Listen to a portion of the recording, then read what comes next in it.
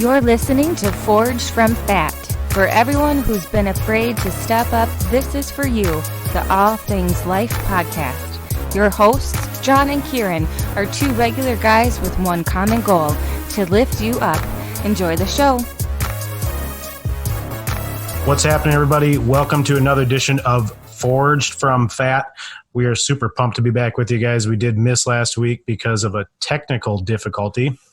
But I am double checking that we are not having that difficulty this time. So with that, my name is John. I am out here in Minneapolis, Minnesota, and I'm with my buddy and co-host, Kieran. How's it going, buddy?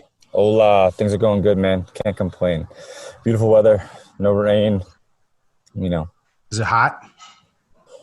Yeah, it's hot, but, you know, we're in the thick of summer, so it's always hot, always humid, always 20% chance of showers, you know. That is the East Coast. Yeah, it was hotter than hell today here, 95 almost. Yeah, that's okay. Good fishing weather. I was out there for about 4 hours fishing. Oh, wow. Caught Did you catch anything? One northern. What's a northern? A northern pike. Oh, okay. All right, yeah. All right. Must be a Minnesota thing. Well, we have pike, I think. Oh, no, we have gar. Oh. Is that the same thing? I have no idea what a gar is. Oh, all right. Well, I have no idea what a pike is then.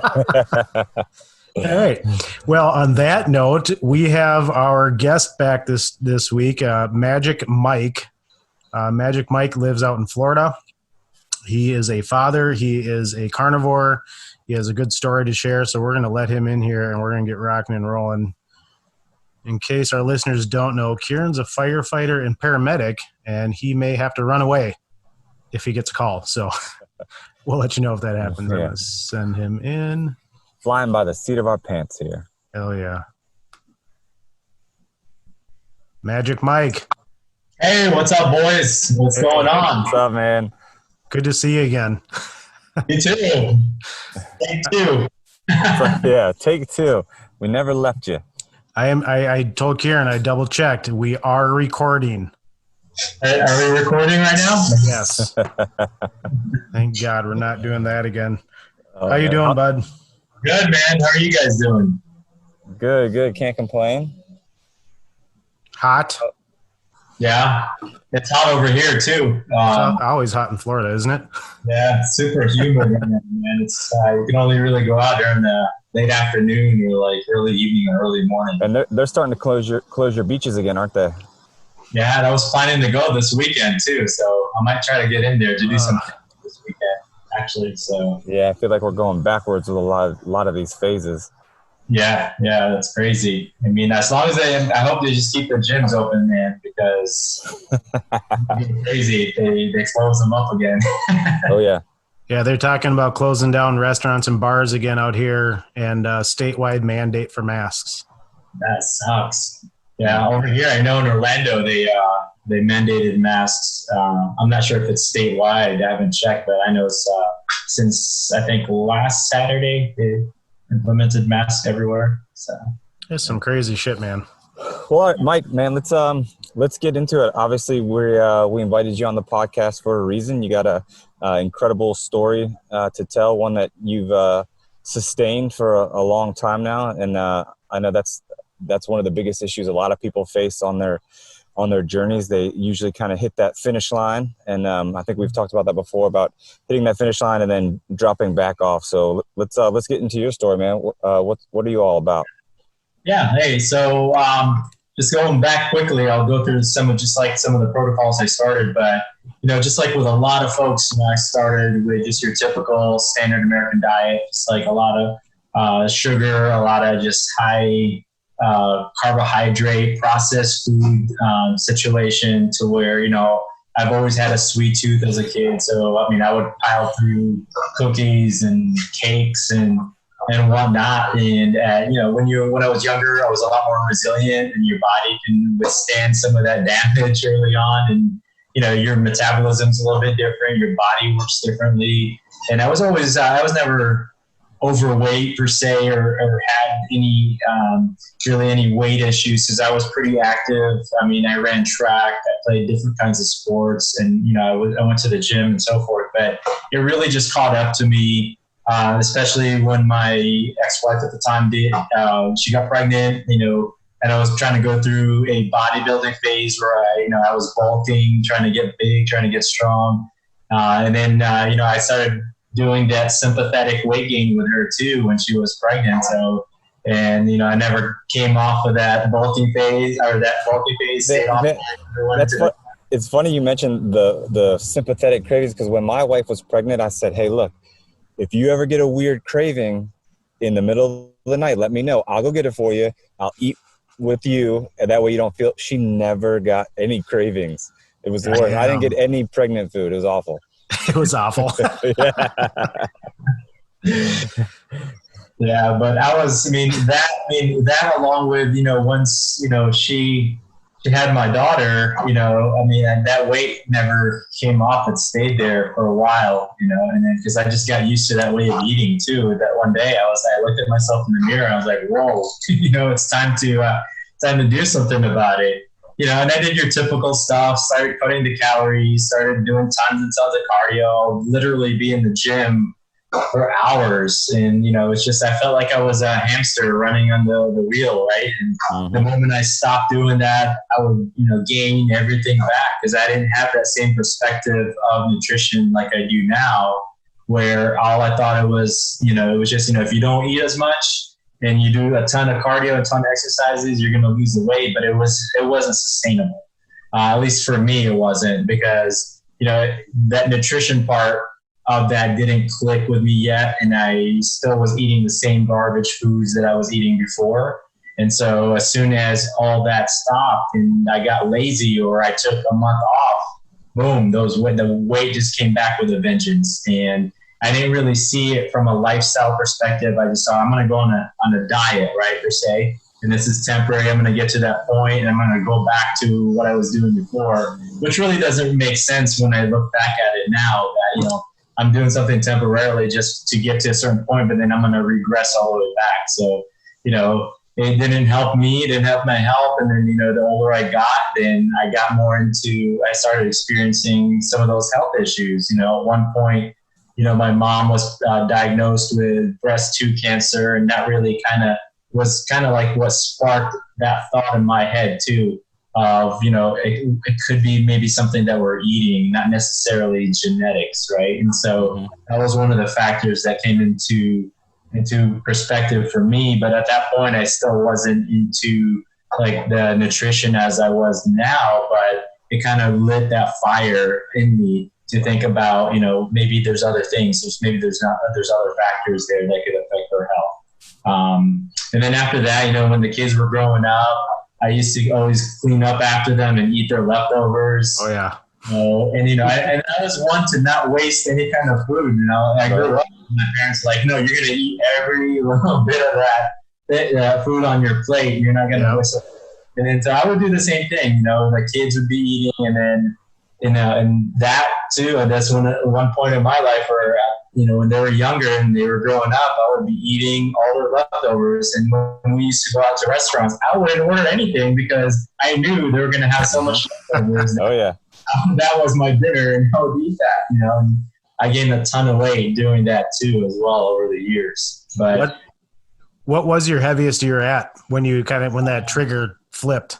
Yeah, so I fluctuated, but I would go all the way up to past the 200 mark. The heaviest I got was at 215, and I'm not very tall. I'm 5'7", so for me, those dimensions, 215 is pretty heavy. And I felt it too. I just felt it overall, and just like my energy levels at work when I was working. I would feel my insulin spiking, and I didn't know what that was at the time. I would eat breakfast, and then towards noon I would just feel really sleepy and tired and cranky. Then I would eat something. I would eat that lunch, and then after lunch you would have the itis, and then you'd be sleepy for like the rest of the afternoon. Yeah, you're gonna drink tons of energy drink and coffee. So I went through that whole thing where I even went through phases where I would literally have to have like a 5-hour energy, those little shots, like every few hours just to keep me going, because that was the only way for me to stay awake and stay energized enough, because I didn't have that energy. So, I mean, and I got to a point where this wasn't going to be sustainable. You know, that's not good for you to always consume that much caffeine and all those artificial flavored drinks and so forth. So, but yeah, at that point, you know, I got to a certain level where I started looking into other things, you know, into other protocols to try to lose weight, because what I was doing all those years really wasn't working. It wasn't sustainable. I mean, cutting calories to a point, you are going to lose weight because you're just not taking in that much calories. It's just an energy balance, right? But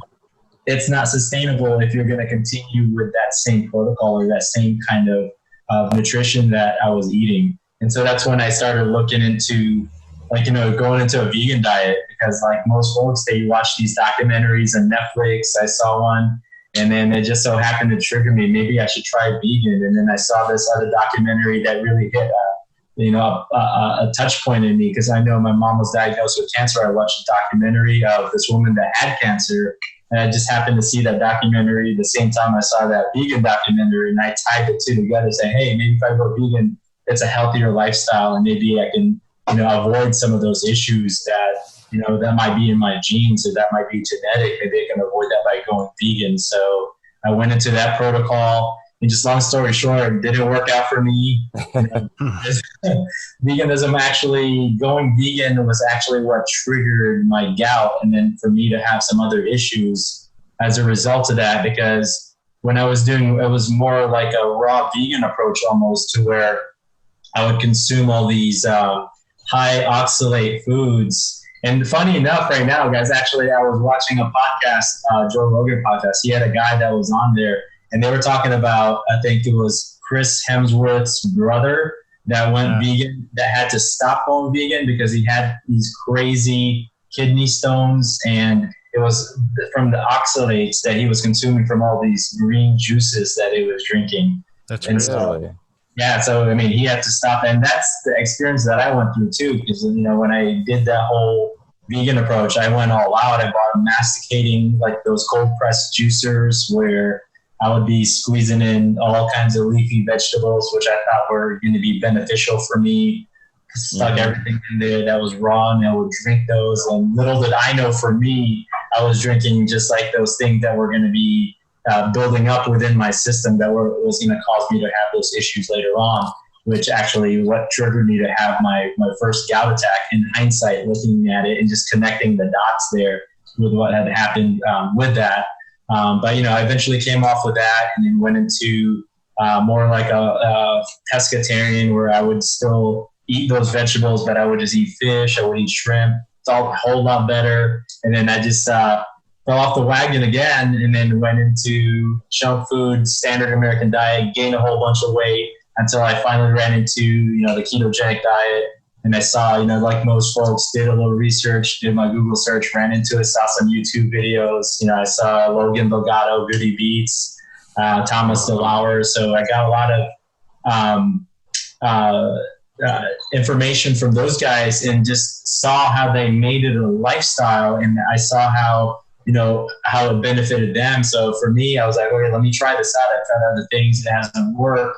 And then my approach initially into this was, you know, I'm just going to test it out to see. I didn't have that mentality yet of it being, you know, something that's going to be benefiting me for the rest of my life. Of what I'm thinking now, I thought it was just going to be like a short-term protocol. But the longer I went on it, I just saw so much success. I you know, as far as like my gout attacks, I wasn't having as those attacks as often. And then the main thing too is, and this is more superficial, it's just like the input and all the work effort that I was putting into the gym was actually showing physically. Right. You know, that could be vain. You can call it vain, but when I look in the mirror, you know, I could have been, before I was doing keto, I was doing a ton of work in the gym, but like it didn't show. You know, I was like, I don't look like a guy that goes to the gym for 2 or 3 hours, you know, at a time. I just look like, you know, your average person. But once I started, you know, doing keto, and the fat just really started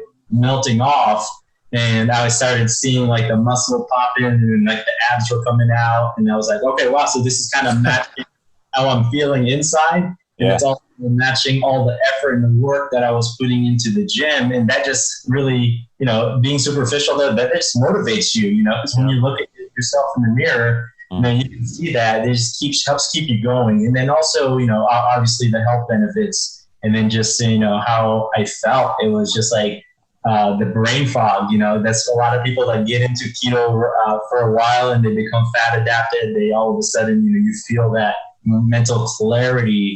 And that's what really also kept me going, because, at the beginning I still had my detours from keto where I would have cheat weekends. I would literally plan it with my kids too, because I was still really super addicted to sugar. And I would literally have a list, and then, okay, next week is my planned cheat week. So we're going to go to this restaurant. Yeah. Just to do that. And then, I can say that it potentially helped out, because it kind of eventually, what it did was it really just put into perspective of how much better I felt. You can start tracking those feelings, right? Yeah. So I was like, wow, okay, I feel a lot better. And then when I went on those binge days, the next day I would just feel like total garbage. I would just it was almost comparable to just like a hangover. It's like you drank so much that night, and then you just feel like I couldn't think straight, and it's just like, and then I just like put that two together to where I was like, do I like feeling this way? I was like, no. Should I just continue feeling great all the time? Yes. And, I was like, and that's what also helps motivates me too. It just really just pushed me even more. So it just like all those different factors of, just looking better, feeling better, having that mental clarity. It's like, why would I do that to myself? But, that's not to say once in a while I'll still, binge on certain things and I'll pay for it. And I know we talked about that last week where, I had a bunch of keto treats, and I'm kind of digressing, but yeah, that caused me to have a gout attack, because that's why I transitioned over to carnivore from keto. Was just, it was still in my situation, perpetuating a lot of those triggers, and some of those things that were in a lot of the keto treats, unfortunately, was still causing me to have those gout attacks. And by going on just like an all meat diet through carnivore, pretty much eliminates everything else that would trigger those things for me.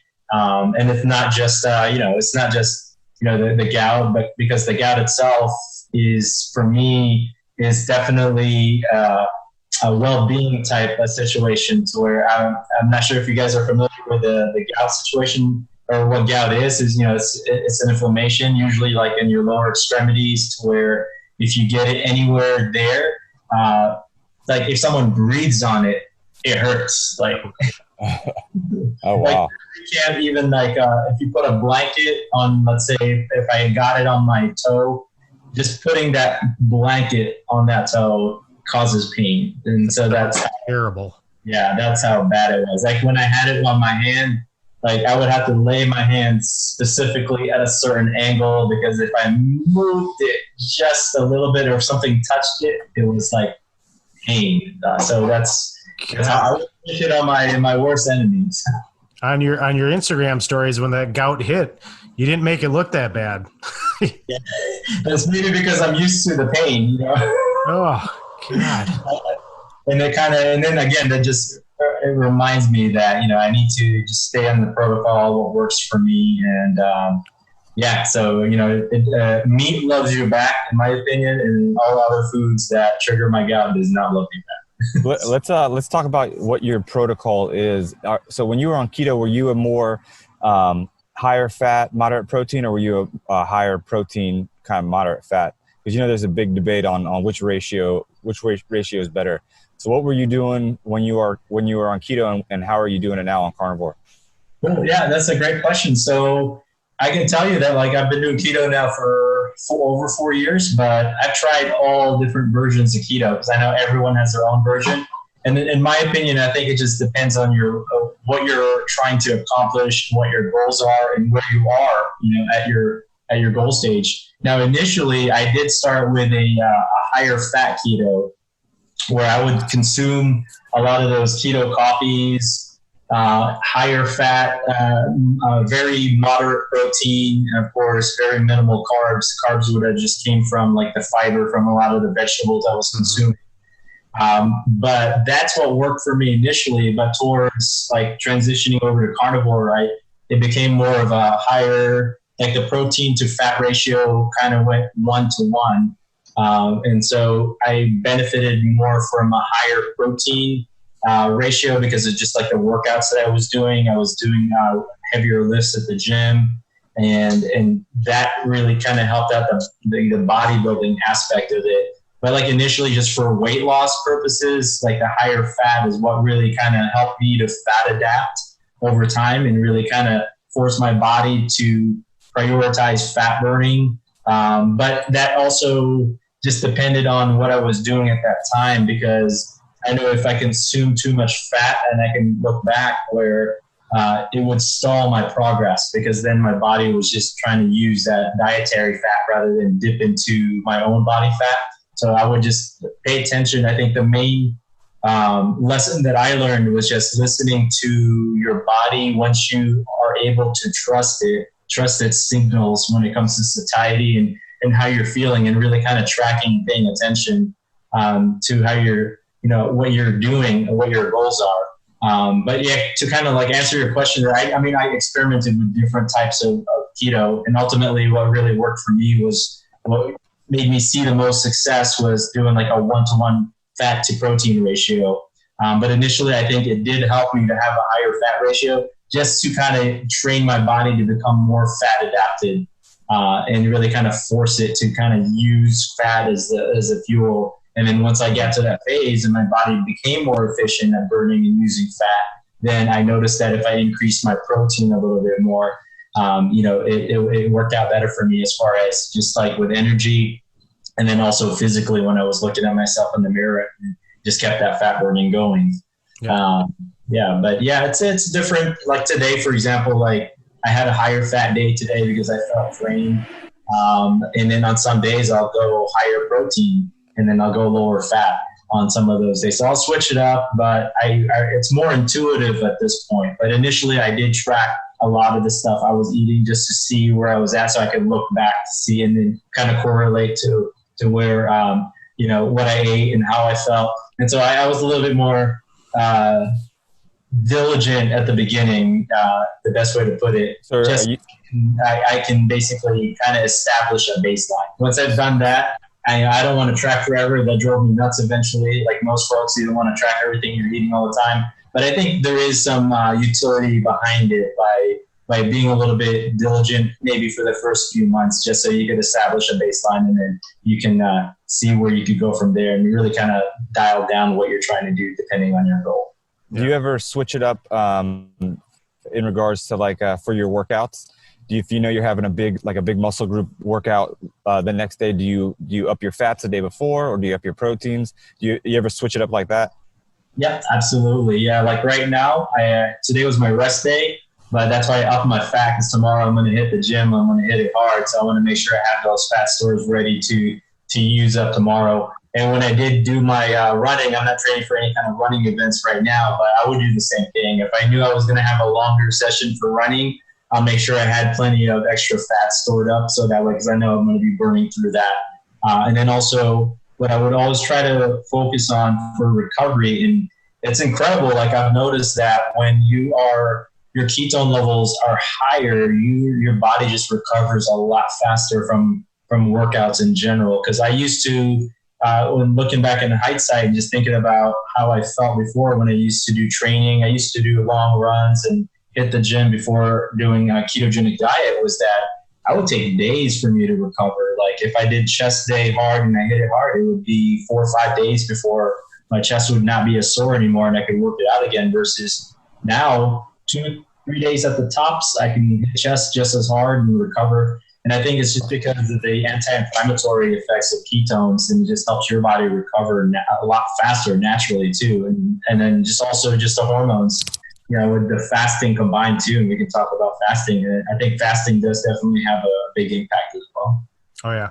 So let me ask you a question, Mike. For a higher fat day, what would that look like for you? Like, would you have more like a couple extra fatty coffees or an extra fattier cut of meat, or what is a higher fat day compared to a normal day? Yeah, so higher fat day would be like putting a little bit more rendered fats. So like with butter, I'll put some butter in my coffee. I'll do heavy cream in there too. And then I'll do for bacon for extra fat. It's got protein, but there's plenty of fat. Eggs, I'll do eggs for extra fat, and then fattier cuts of meat overall, just to bump up the fat count. And then for like just the standard days, it's usually just going to be a 1-to-1 ratio of some sort of meat, mostly steaks that I eat. I'll do ground beef occasionally, but and how I make it sustainable in the lifestyle too is a lot of folks will look at it, well, oh wow, you're eating steaks all the time, you must be rich. I'm not rich by any means. I just try to do it sustainably to where I'll stock up whenever I find sales at the grocery stores for meats, and I know like my local grocery store when they put their stuff on sale, and sometimes I'll ask the butcher, I'll say, hey man, what's coming up next week, what's going to be on sale, and if he says ribeye, boom, I know I'm going to go ahead and stock up on those, and I'm good for like the next few weeks, and or you can go to Costco. A lot of folks do Costco bulk shopping for steaks. You could save a lot of money that way. But yeah, I think it's just being smart, because if I think about it, when I used to eat 3 or 4 or 5 meals a day, sometimes when I was working out, I was spending more money doing that than just eating 1 meal a day, which is pretty much what my protocol is right now. I'm averaging like around $9 or $10 a meal, and I'm a little bit like a figures guy, and I would try to think about how much I'm spending per meal versus I would spend way more than that when I was eating multiple meals, and I wasn't seeing the same type of benefits or same kind of gains that I saw then that I would see now. So nice. And Kieran is still with us. You just can't really see him.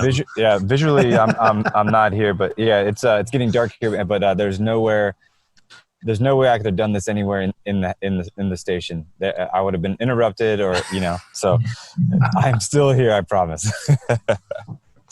So Mike, go ahead, Ken. Let's talk about supplementation. So to go along with your eating, are you supplementing with anything, with any kind of shakes or snacks anymore? Not so much. I mean, I used to experiment. I've experimented with different kinds of shakes too. Like I did protein shakes and things like that. But I just found it through my experience that just eating whole foods, you can't go wrong with just eating the least amount of processed foods as possible. As far as supplementation, I do take the organ pills. So I do those a few days a week. And I mean, I've been slacking on the organ department, so that's why those pills are great, because they're super convenient. And the only organ I'm really a fan of is liver, but even then that's like not on the number one on my list of things to eat. But I'll do those. I'll do bone marrow. I love bone marrow. For supplementation, it's really salt, lots of salt in my foods. And once in a while, I'll put some electrolytes in there before I work out. Electrolyte powders, and that's basically just salt, and then your other electrolytes, your potassium, magnesium. So as far as like in the way of like supplements, it's just really those two things, just the organ pills, and then like the extra salt besides the food that I'm eating. That's something I hear a lot. Somebody messaged me or wrote a comment on one of my post that goes to my Facebook. She says, so serious question about this. How do you ensure that you're getting all the nutrients you need that you would be getting from fruits and veggies? That's a great question. I can answer that. Yeah, I want to hear I answered it with what I do, but I want to hear how would you answer that? Yeah, I get that question all the time, right? So a lot of my coaching clients, they get worried. They were like, oh man, like you can get all that just from meat, and what about fiber? So there's all those kind of questions. So just in my experience too, because I always like to share the fact that fruits and vegetables, for the most part, a lot of folks can definitely consume those. You're not going to have any problems or issues. But a lot of the nutrients and the nutrition in those things are trapped in the fiber, right? So you're only going to get a certain percentage of that nutrition from those vegetables. And what happens is, what always irks me is that when people say you have to have a balanced diet, right? Mm-hmm. But in my situation, and for a lot of folks that have, maybe some underlying health issues, the only way you can eliminate what could be causing some of those issues, or what could be causing any type of things that's still, bugging you, right? Like for me, like with my gout, is just by eliminating all those other foods and those protocols. And just through my experience and from the research and things like that I've read about, and from a lot of folks that have experienced the same things. And I know it's just personal experiences, but a lot of those fruits and vegetables are not really, they're actually blocking the nutrition from actually being absorbed into your body, rather than you absorbing all the nutrition from the food that you would be eating. So for example, and the reason people think and would like to say that meat heals, it's not necessarily the meat that's healing when you go carnivore, or, mostly animal based. It's the fact that you are eliminating the things that could have been hindering the nutrition that you would be absorbing from the meat. And that could be coming from the vegetables, that could be coming from the fruit that you're eating. Because there's been a famous study that was done out there with oysters, right? So what they did was they did the same guy that was eating these oysters, they fed him, and what they were measuring here specifically was just zinc, right? So what is the absorption of zinc if we fed this subject 3 different types of ways of eating oysters? So one of the ways they fed him was they gave him an oyster on a tortilla, like a tortilla, with some black beans. Okay, and then they gave him an oyster with just their tortilla, right? And then they gave him just the oyster by itself. And so when he ate the oyster by itself, 100% of the zinc in that oyster was absorbed into his body. When he did it with just a tortilla shell, then it was just like, I forgot off the top of my head, but I'm probably not giving the right figure, but it was only a certain percentage. Mm-hmm. And then when he ate it with the black beans, it was like almost nothing was absorbed. So that's just like a small example, but it just tells you, like, if you're eating a mixed diet and you think you're getting all these different nutrients from all these different food groups and these different foods that you're eating, you're actually just doing more harm than good sometimes when it comes to absorbing those nutrition, because maybe your body's only absorbing a certain amount of nutrition rather than all of it. So that's why a lot of people see all this healing from eating just meat only, because when you're eating meat, everything gets absorbed. It's the same. We're in the same side of the animal kingdom, so we have the same DNA, pretty much the same biological makeup. So our body just absorbs it. And then when people say, what about the fiber? A lot of people, when they experience carnivore, say, I haven't pooped, I haven't gone to the bathroom. That's normal, because then your body has less waste. It's actually absorbing the food and actually utilizing that. So for building blocks, for nutrition. And so that's where the healing really starts. So you're basically building your nutritional tank. And that's where people start noticing, well, you know what? I have more energy. So when you have more energy, then you can work out more. And then when you can work out more, then you're going to be able to kind of just keep building and building and building. And so that's where I've noticed a lot of folks that I've coached and I've talked to have experienced, like, over time, what's happened to them by eliminating certain plants and certain foods. But that's not to say that, that we shouldn't eat any of that. I'm not dogmatic about it. Some people, can still benefit from that. There's some people that can have that ability to do that, and they don't have any underlying conditions, and they can reintroduce certain foods, by eliminating and then reintroducing if you don't have any issues and you feel better. Hey, why not? That's something that that you can make your lifestyle and make your own. So, and I think ultimately it just comes down to what's best for you, what's best for how you feel, what's best for your goals. And if that's working for you, then, why would you want to deviate? And if it's not working, then try something different and see if it works and helps you out and moves you forward towards your goal. Yeah, exactly. If it's not broken, why try and fix it? Stick to what works. Right. Exactly. So talking about goals, what are the goals? What's in the future for Magic Mike? What's in store? Right now, short-term goal, my birthday is at the end of the month. So I'm trying to get super shredded, because I'm going to go to the beach and I'm going to have to look good. There you go. How old are you going to be? I'm going to be 41 this year. Oh, God, I got you both beat. What the hell? God damn it. Yeah, we just have to keep having older people on the podcast so I can still feel young for a little while longer. Yeah, I'll be 45 in September. Like, where the hell does the time go? 45, bro. Thank you. Yeah, John's got that baby face going on. He does. Yeah. It's all the vitamin D. Yeah. Yeah, in Minnesota, right? Hey, summertime, 3 That's months right. of it. Yeah. Hey, so you mentioned Logan Delgado earlier, Thomas Lauer, both really good resources and both really easy to kind of listen to and take in what they're talking about. Where else, if I'm just starting off on keto, if I'm looking to get into keto or carnivore, where am I going? What should I go read? What are some kind of resources that really helped you out along the way? Yeah, like right now, I mean, there's so much information out there that you can actually look into for both keto, carnivore. I mean, in this space, it's just, the words got out and, there's so many resources out there right now. But I mean, for specifically if someone's starting out carnivore, I think MeatRx through Sean Baker's website has it's a great resource. They've got different kinds of links, and they have several coaches that are there that are super knowledgeable, that have a lot of experience with carnivore. And Sean himself is just like a walking testimonial.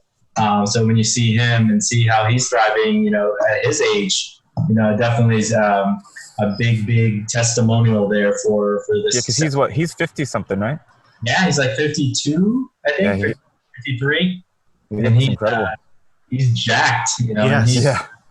He's incredible exercises for someone his age, and that's what I want to, that's what I'm trying to aspire to too. To still be able to kind of do all that stuff when I'm that age, and I think for men, I think that's really the main thing is just being able to sustain and keep our testosterone from degrading, right? And that's just by building lean muscle mass. And I think that's one of the main things is for no matter what your goal is, if it's running, weightlifting, or whatever your sport or activity is, I think lean muscle mass is still a huge factor when it comes to overall, maintaining your lifestyle.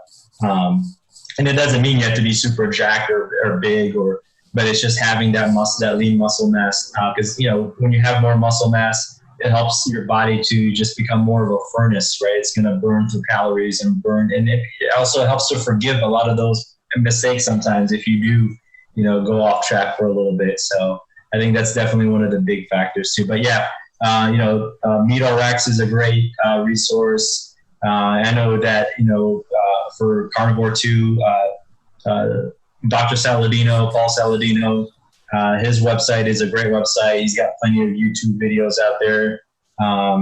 I know Goody, obviously, right? But Thomas Lauer has all his YouTube videos. He gives really solid advice. There's a lot of different books out there that I've read. Even from like the beginning, I think it was Jimmy Moore. I read one of his keto books. I read Jason Fung and I think he did a collaboration with him with fasting. Mm-hmm. I got into the whole fasting thing there too and the benefits of that.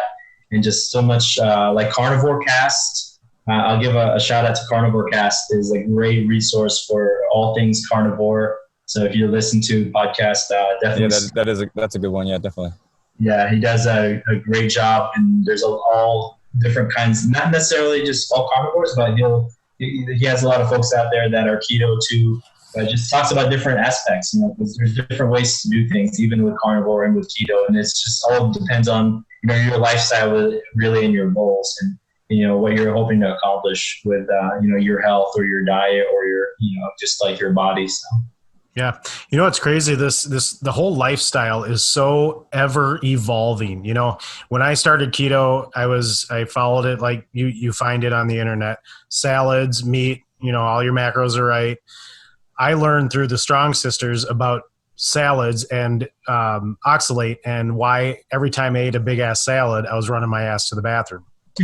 So that's what kind of perpetuated me towards carnivore more than keto. Now I'm watching the Strong Sisters. They're like totally, I mean, they're still doing their carnivore, but if they're evolving into, introducing carbs, introducing like all sorts of different things, it's crazy. And I can see how people get so overwhelmed by starting something new. Cause I'll get messages, people like, well, I want to start keto, but where do I start? What do I do? How can I afford it? It's like, it can be so just over frickin' whelming. When you went into keto, did you follow all that stuff you find, like real strict keto, and then you're just like, screw it, I'm going carnivore? Yeah, it came down to me to experimenting for me. So, and just seeing, what really worked. And I think that's what my best advice for that is, you got to have a baseline. So in the beginning, you do have to, if someone new is just coming into like the ketogenic diet or even carnivore, the simpler the better, because the more you overcomplicate things at the beginning, and then if you mess up or if you feel like you're not doing it right, you're not going to have that confidence, and and if you don't have that confidence in what you're doing, then you're basically kind of sabotaging yourself, right? So same thing. So you got to go into it with the right mindset. And then the only way to do that, for me, in my opinion, is just to keep it very simple at the beginning.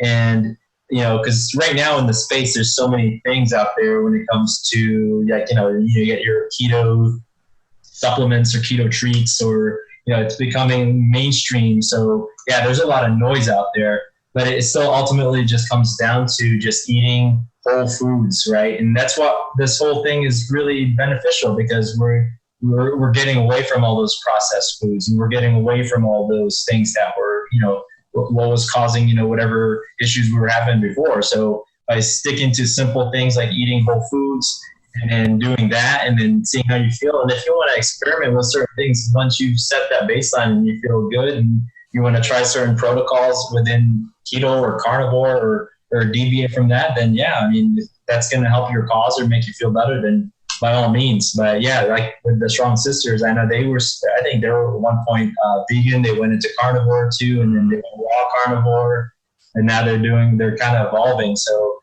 and I think you're right.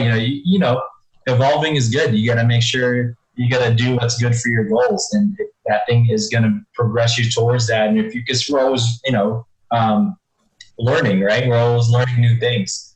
And so if they say that one day that carnivore is not good for you, and I feel like, it's causing me issues, then maybe it might change. But from what I can feel and what I've noticed from all the games right now, there's no reason for me to not deviate from what I'm doing right now. Right. And like tests or labs or anything like that is not going to derail me, because ultimately that's not what tells me. Like a piece of paper or a test is not going to tell me how I'm feeling. Because if I'm feeling great, I feel better than what I used to feel like when I was in my 20s and have more energy and things like that. It's like, for me, it's like, the ultimate test is just really how you feel, and how it's making you deal with your daily lifestyle and things like that. Because if I had this energy when I was like a lot younger, man, looking back in hindsight, better late than never, Oh yeah, exactly. All right, Kieran, you're going to disappear pretty soon. I think I feel like I'm already gone. I can see your headphones. Oh, you can? Okay. Yeah. All right. Well, we're coming up to that point anyway. Mike, it was great to talk to you again. I wish we could have covered some of the stuff we talked about last time, but we'll have to come back around for that. Part 2.3. What are some things you got going on right now besides getting cut for your birthday? What are you listening to? What are you doing? And what's keeping you busy? Yeah, so what keeps me busy right now is just work. So, I'm fortunate to where I get to work from home. But yeah, I've worked from home for quite a few years. I've changed, I've had a career change. Actually went through a real quick backstory too. I was with a company that I was with for nearly 15 years. Ooh. And I got laid off. I was part of reduction in force, and that was back in September. So I can tell you, like, if I didn't have the same mindset that I have now, it would have been like devastating, because I was there for so long, and that just came out of the blue, But with my mindset, I was just like, okay, well, that happened. That sucks, but, we're going to move forward. Yeah. We're going to figure things out. And that's not the end of the world. And, I felt down maybe for like a day. Felt sorry for myself that it happened. But at one point I was like, I have a grateful mindset. It's like, I'm grateful that I was there and that the company I was with, I was able to raise my children with, establish relationships, help me out, financially and things like that.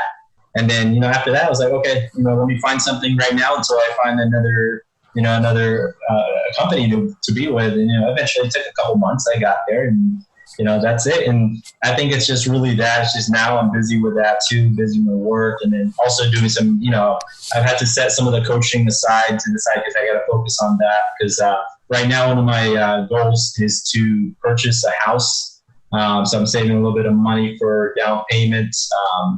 Going through last year too. I'm still finalizing my divorce. So lots of big, damn changes within. Because the time that I found out that I got laid off, and then at the time my wife was like, "Oh, okay, so I'm gonna be moving out now too," and all those things. I was like, "Oh man!" But I was like, "Oh, I mean, that was a long time coming. I mean, we've been pretty much like separated for years, and it was just kind of official. But it just made it official at that point. But I was like, okay, it's time to move on. We have a great relationship." And it's, and it's a great example to the kids, them that, we don't have to be fighting. We don't have to be enemies. We are here for the both of, my kids and make sure that they're okay. And then, we still have that whole history together. We've been together I was married for like 19 years and we were together for like 2 years before that, total 21 years. It's no bitterness. It's none of that. And it's just moving on, next chapter. And I think it's just that mindset. And so I think that's what I was talking about. And I alluded to that the last time we talked last week. It's just, if I didn't have that same mindset, let's say if I was still stuck in that mentality, and I think nutrition, I can wholeheartedly say that nutrition changes your mindset. 100%. So if you don't have that grateful mindset and you don't have that humble mentality and just being, level-headed, I think it would have been a lot worse, definitely a lot worse when it comes to that. But yeah, I mean, I'm grateful for where I'm at now. I mean, I'm working from home, saving money to purchase my own house. And yeah, so that's my goals. And then going to the beach this weekend, maybe hopefully if they're not closed out, do a little fishing. I haven't done fishing in a long time. So I've been itching to go out to do a little saltwater fishing too this weekend. So. That's awesome. Yeah. Kieran, what have you been up to? Man, I crushed Shoe Dog. It's a memoir book from Phil Knight, the founder of Nike. Nice. Finished it in 12 days. It's almost 400 pages, and just could not put it down. He is an incredible storyteller. So my wife and I both finished our books in 12 days. We have had the TV off for a long time and just been reading more. So, but if you're into running or just into business or into Nike in general, that is a great book. And I just started The Subtle Art of Not Giving an F. I have that book. That is a great book. It's not as easy of a read as Shoe Dog. He does use the F word a lot, which John, is not really in my vocabulary. So I bleep it out in my head as I read past it. But yeah, just, doing that. And we went camping last weekend, which was awesome. Just because, we've canceled almost every vacation, that we had planned for the summer. So we decided we were going to go camping, and we just booked it again for August. Just getting outside more, enjoying the weather, and not worrying about where we are, it's about who we're with. So that's awesome. Yeah, that's about it. Sweet. What part of the country are you in, Kieran? What's that? Where are you in the country? I'm in York County, Virginia. Oh, okay. All right. So you're north of me, yeah. Yeah. East Coast. East Coast. Yeah. John, how's unemployment treating you? I've been outside a shit ton, like a lot. Fishing. We've been going back to the lake that I grew up on, actually, which has been pretty cool. Bringing the boys out there. My stepson is a huge fisherman, so Nice. Getting out there a lot. My son is kind of a wuss when it comes to fishing, so I'm trying to man him up a little bit. He won't touch the worms. He won't touch the fish. My 3-year-old wants to hug every fish that I catch. My stepson kisses every fish he catches. Gives it a little kiss and throws it back. Oh, that's fun. Yeah. Other than that, been just spend time outside, spend time with the family. Looking into starting real estate school soon. And yeah, doing that whole career change, Mike. So nice, man. So that's good. So were you in the restaurant industry, right? Yep, for pretty much my whole adult life, and my restaurant of 12 years closed permanently due to COVID last week. I'm sorry, man. That sucks, dude. It was one of those things you kind of saw coming, but didn't think it would happen.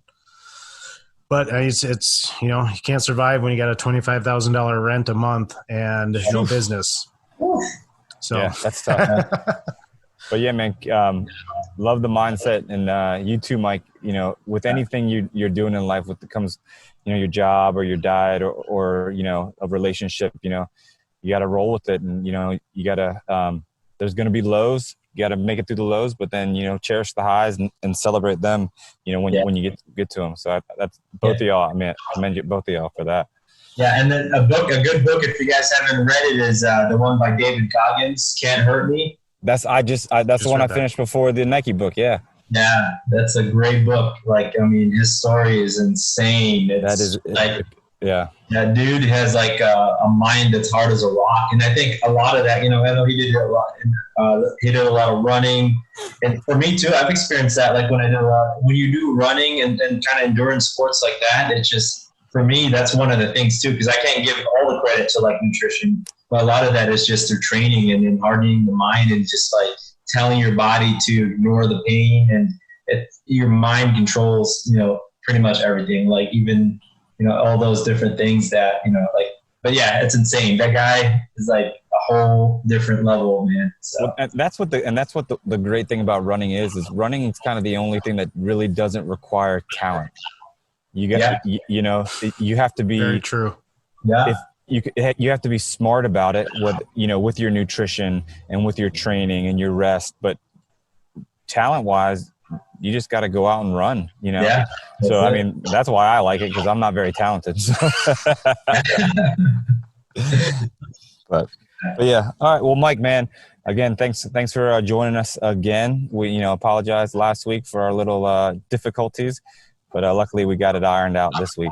Yeah, no, I appreciate it. Thank you, John, and thank you, Kieran. I mean, this is great talking to you guys again. It's part 2, so unofficial part 2, but it's cool. I'm grateful. Thank you for having me on.